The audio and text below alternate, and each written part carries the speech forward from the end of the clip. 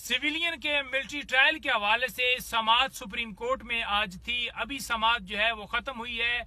हम हर रोज कह रहे थे कि सिविलियन का मिलिट्री ट्रायल हो ही नहीं सकता। आप देख लें, 1 साल से ज्यादा टाइम हो गया है और मिलिट्री कस्टडी के अंदर लोग हैं। जिस तरह से ट्रायल चलाया गया है, कंक्लूड किया गया है, उसको आप समझते हैं कि वो फेयर ट्रायल है? या हो सकता है किसी कानून में ये अलाउ ही नहीं है कि सिविलियन का मिलिट्री ट्रायल हो सकता है। काजी फैसल साहब जो खुद कह चुके हैं कि आईनी तरमीम के बाद भी मिलिट्री ट्रायल नहीं हो सकता सिविलियन का। उसके बावजूद आप देख लें कि 1 साल हो गया है, कस्टडी के अंदर लोग हैं।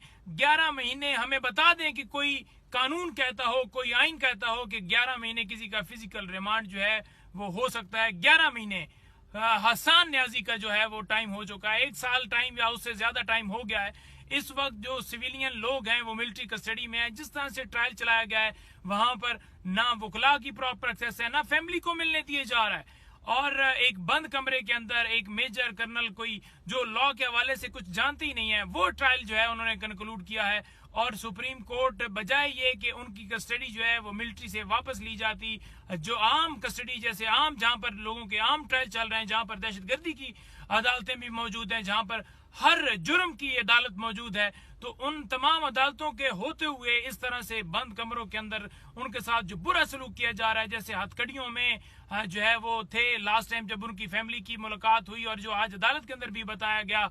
और आपके सामने हम हर रोज रखते हैं कि उनके ऊपर तशद्दुद किया जा रहा है, उनके साथ जुल्म ज्यादती की जा रही है। एक वकील के नाखून उतारे गए हैं, वो हैदर मजीद जिसका नाम है। हसन न्याजी के ऊपर तशद्दुद किया गया है। इसके अलावा जितने वहां पर लोग हैं उनके ऊपर तशद्दुद किया गया है। क्या किसी कानून और आइन के अंदर तशद्दुद करना जायज है?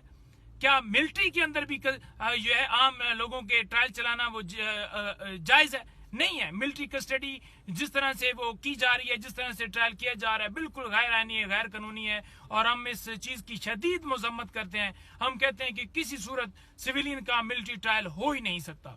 आज से समाअत जुमरात के ऊपर मुलतवी हुई है। जुमरात को अब दोबारा समाअत होगी, लेकिन आप देख लें कि उनकी फैमिली को ना मिलवाना, इस तरह से सलूक करना वो आपके सामने है।